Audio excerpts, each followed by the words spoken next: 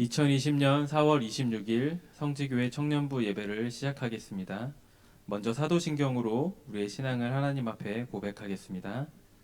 나는 전능하신 아버지 하나님 천지의 창조주를 믿습니다. 나는 그의 유일하신 아들 우리 주 예수 그리스도를 믿습니다.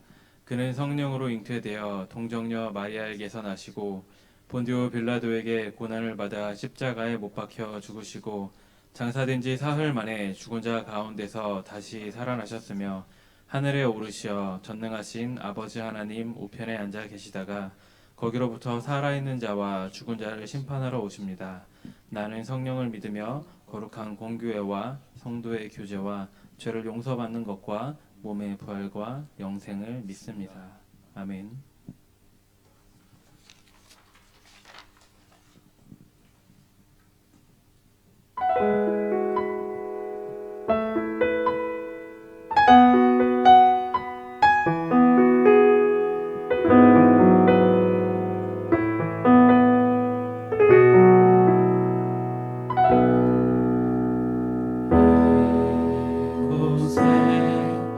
생명 샘솟아나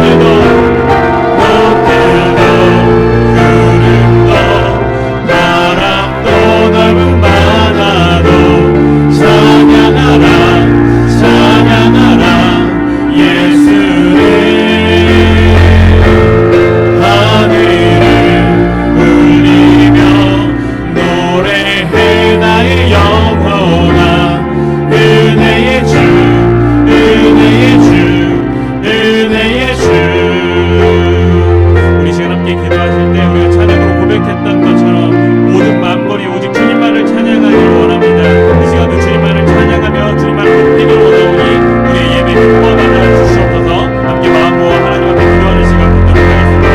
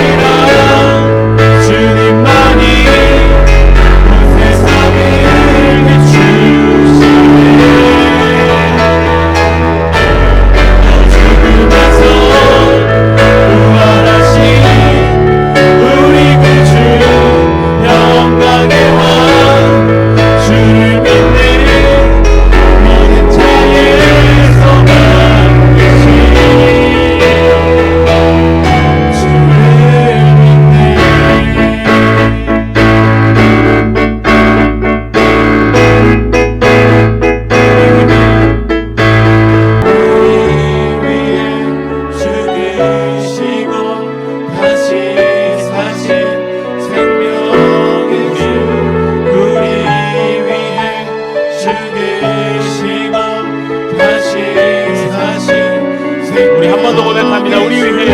우리 위해 죽으시고 다시 사신 생명의 주. 소리 높여 찬양합니다. 주님만이 소망이요 변함없는 반석이라.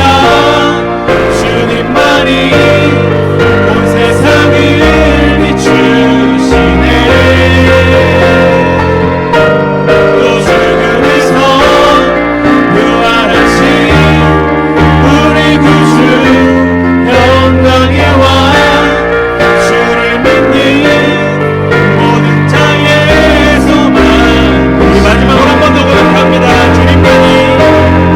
주님만이 소망이요 변함없는 반석이라. 주님만이 온 세상을 비추시네. 또 죽음에서 부활하신 우리 구주 영광의 왕. 주를 믿는 모든 자의 소망 되시. 주를 믿네. 아멘. 우리 열방에 소명 되시는 그 앞에 영광의 박수 드립니다.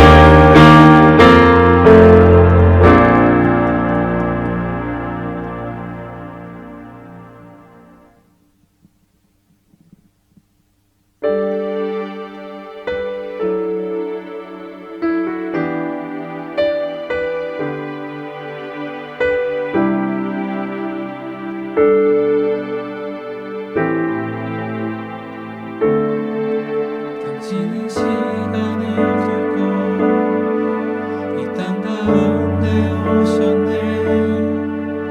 우리 없는 하늘 원치 않아 우리 삶에 오셨네. 자신의 편안 버리고 우리에게 평안 주셨네. 가장 낮은 자의 모습으로 우리 삶에 오셨네.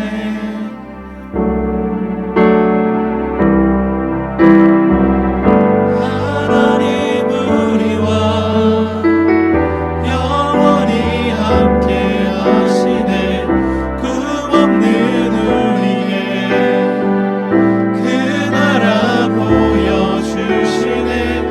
연약한 자들의 친구가 되어주시고 힘없는 우리의 인생을 위로하시네.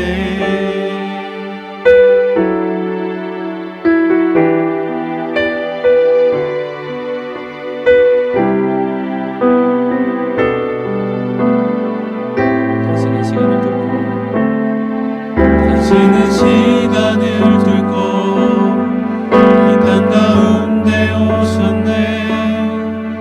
우리 없는 하늘 원치 않아 우리 삶에 오셨네. 자신의 편안 버리고 우리에게 평안 주셨네. 가장 낮은 자의 모습으로 우리 삶에 오셨네.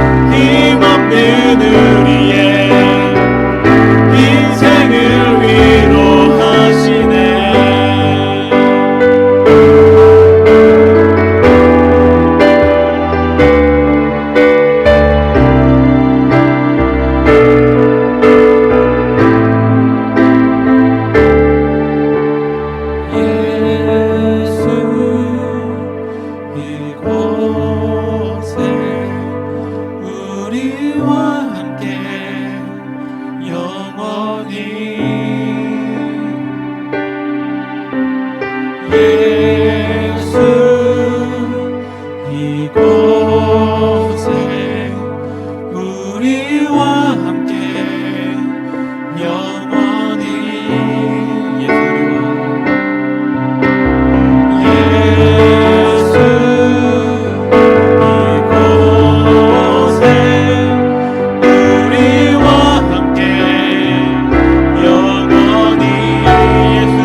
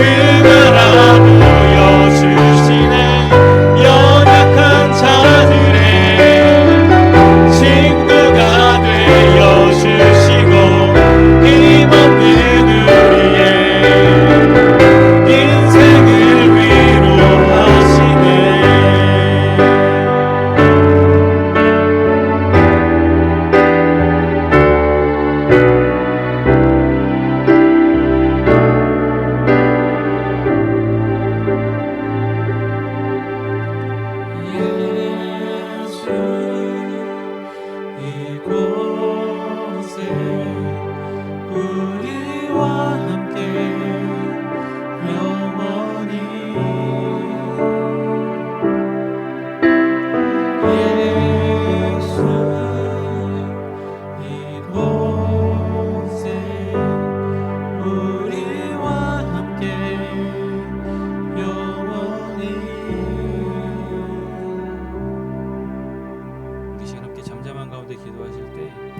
우리가 찬양으로 고백했던 것처럼 우리와 함께 하시는 그 주님, 시간 그 주님만을 바라보며 그품 안에 거하기를 원합니다. 주님, 우리 예수께서, 우리 주님께서 우리와 함께 하신다는 그 사실을 다시금 믿음으로 고백하는 가운데 우리 안에 그 예수 그리스도 그 성령의 역사하심이 충만하게 일어날 수 있도록 주님께서 역사하여 주시옵소서. 오늘의 예배를 통해서 더욱더 그 주님을 알아가기를 원합니다.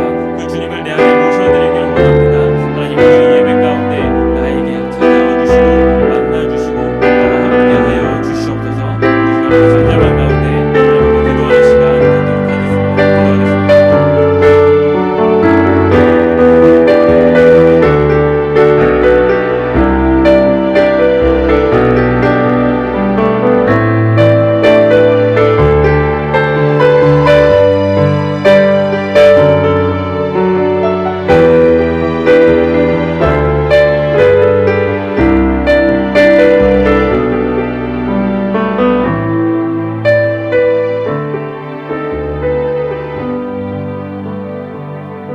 예수님의 이름으로 기도합니다.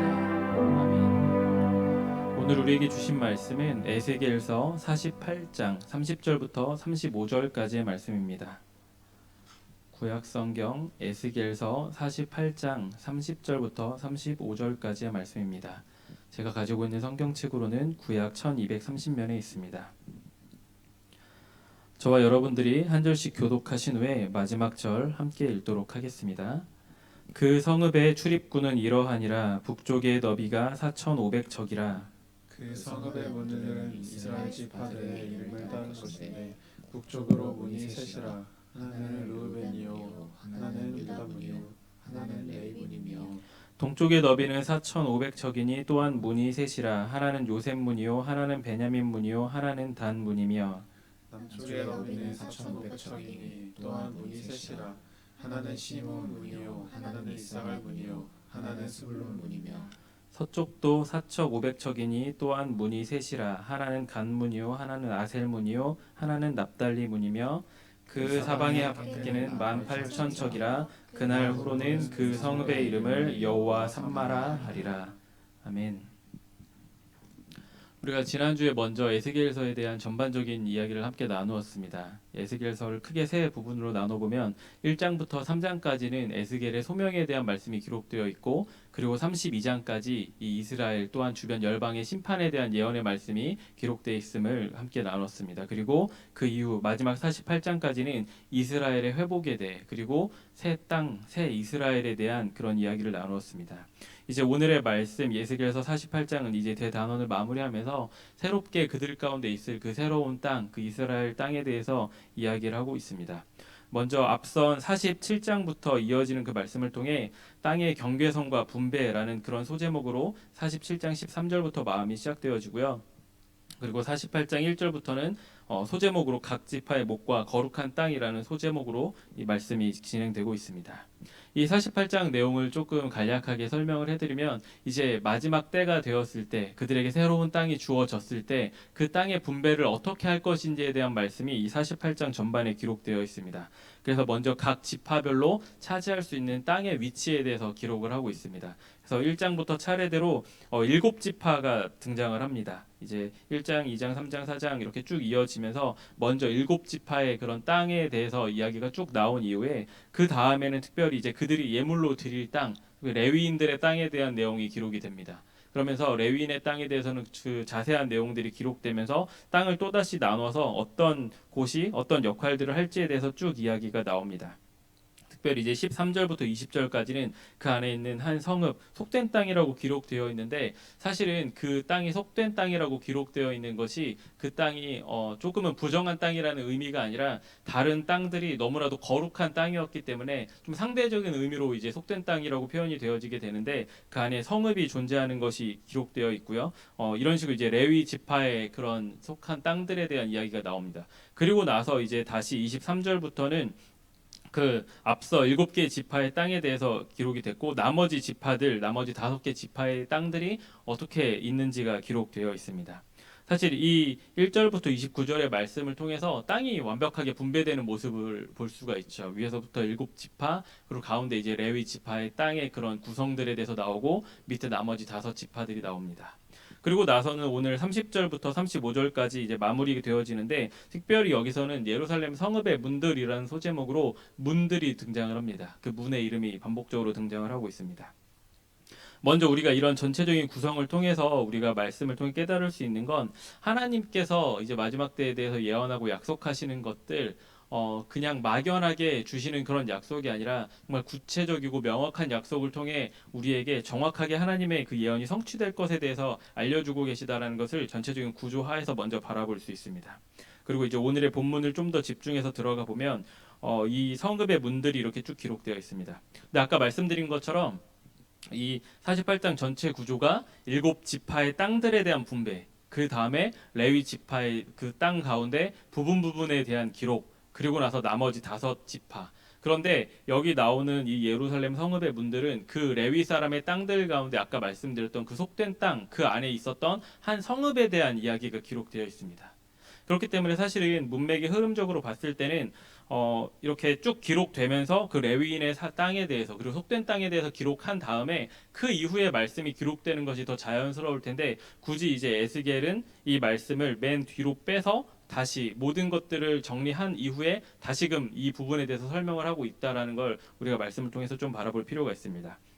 그렇게 하는 것은 분명 이 문들을 통해서 우리에게 던지고자 하는 메시지, 에스겔서 전체를 마무리하면서 우리에게 주고자 하는 그런 메시지가 이 안에 담겨져 있기 때문입니다.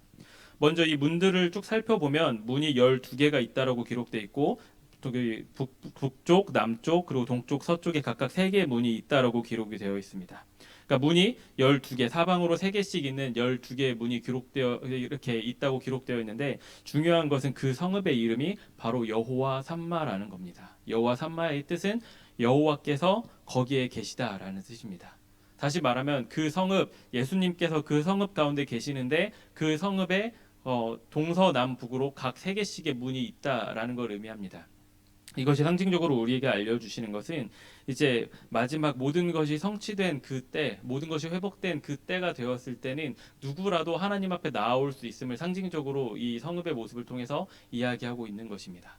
과거 성막, 그리고 그 안에 성소와 지성소의 이런 구조를 바라볼 때 겹겹이 쌓여 있는 문으로 이렇게 구성되어 있었고 제사장만이 그것도 대제사장만이 들어갈 수 있었고 심지어 지성소는 1년에 한 번 딱 한 번만 들어갈 수 있었던 그런 어렵고 접근하기 어려운 그런 구조로 되어 있었던 거와는 다르게 이제 하나님께서 함께 하시다 하나님께서 거기에 계시다라는 그 이름의 여호와 삼마라는 성읍에는 동서남북으로 3개씩 문이 뚫려 있음을 통해서 그 누구라도 나아갈 수 있음을 이야기하고 있습니다. 그리고 이제 문들의 이름을 살펴보면 이스라엘 지파 12지파가 등장을 합니다. 르우벤, 유다, 레위, 요셉, 베냐민, 단, 시므온, 이사갈, 스불롯, 갓, 아셀, 납달리까지. 그런데 재미있는 건 여기에서 열거된 이 12지파 사실 일반적으로 우리가 그 처음 이 야곱의 아들들로 이름은 올바른데 우리가 일반적으로 12지파를 나눌 때 쓰는 지파는 아니죠. 왜냐하면 레위 지파는 이제 하나님의 특별한 사명을 맡은 자들로서 그 명단에서 제외되게 되고 그래서 요셉 지파가 두 지파로 나뉘어서 므낫세와 에브라임 지파로 나뉘게 됩니다. 그런데 오늘 말씀에는 원래 그 12아들의 이름 다시 레위도 특별한 무엇인가로서 존재하는 것이 아니라 동일한 다른 지파들과 동일한 그런 역할을 하고 있는 것을 볼 수 있습니다. 이 말씀을 통해서 이 당시 레위 지파만이 특별히 하나님 앞에 예배하는 그런 역할을 더욱더 감당했던 것과는 다르게 이제 하나님께서 완벽하게 모든 것을 성취하게 될 때가 되면 모든 이들이 동등하게 하나님께 나아갈 수 있고 누구라도 나아갈 수 있고 온전히 처음의 그 모습대로 회복된다라는 것을 이 성읍의 문을 통해서 우리에게 이야기하고 있는 것입니다. 참고로 이러한 성읍의 문들이 한 번 더 기록된 말씀이 있습니다. 이제 한참 후에 요한계시록 말씀을 기록했던 요한이 이제 요한계시록을 기록하면서 마지막 새하늘 새 땅과 관련해서 그 새로운 예루살렘 거기에 있는 성문을 기록하는데 12지파의 문들, 12지파의 이름을 딴 문들을 이야기하면서 언급하고 거기에 12사도의 이름이 또한 있다라는 그런 이야기를 합니다. 이러한 것들을 통해서 우리에게 궁극적으로 알려주시는 것 앞서 먼저 말씀드렸던 것처럼 누구라도 하나님 앞에 예배할 수 있는 그런 회복을 이야기하는 것과 동시에 물론 누구에게나 열려 있지만 12지파 하나님의 특별한 선택받은 백성들만이 그 땅에 들어갈 수 있었던 것 그리고 12사도 예수 그리스도를 믿음으로 고백했던 사람들 그 대표적인 예수님의 사도들의 이름을 통해 그분의 이름을 지었던 것들을 통해서 누구에게나 열려 있지만 누구나 들어갈 수 있지는 않다라는 그 사실을 우리에게 알려줍니다. 그리고 이제 신앙생활을 하고 있는 우리들에게는 먼저 우리에게 활짝 열려진 그 문으로서 우리에게 감사의 그런 의미와 조건이 되어지지만 또한 우리가 그 안에 들어갈 수 있는 것 정말 우리가 특별히 하나님의 선택받은 백성이라는 것 다시 한 번 더 감사할 수 있는 그런 내용을 오늘 말씀 가운데 담아내고 있습니다. 특별히 이 말씀의 예언이 있었던 것은 바벨론 포로 시기였습니다. 에스겔이 바벨론 포로 그들 가운데 사로잡혀 있었던 때 그리고 그 이후에 이제 돌아갔을 때 회복되어진 것들에 대해서 이야기를 하는데 이 말씀의 성취 물론 그들이 이제 다시 포로 귀환기를 통해서 예루살렘으로 감을 통해서 1차적으로 성취가 되었지만 이 말씀에 있는 모든 내용들이 다 완벽하게 성취되어지는 않았죠. 그렇기 때문에 사실은 요한도 요한계시록에 거기에 덧붙여서 완벽한 의미를 이제 12사도의 이름을 통해서 덧붙이고 있는 그런 것입니다. 다시 말하면 이 당시 1차적으로는 그 당시 이스라엘들이 포로 귀환을 통해서 이 일들이 이루어졌지만 완벽한 회복, 그 완벽한 이 하나님의 그런 언약의 성취는 아직 이르지 않았다라는 것. 그리고 이러한 메시지가 우리에게 주는 것은 끊임없이 우리가 그러한 하나님의 그런 영원한 나라를 사모하며 우리가 매일매일 살아야 한다라는 그 사실을 오늘의 이 에스겔 마지막을 마무리하는 이 말씀을 통해 우리에게 주고 있습니다.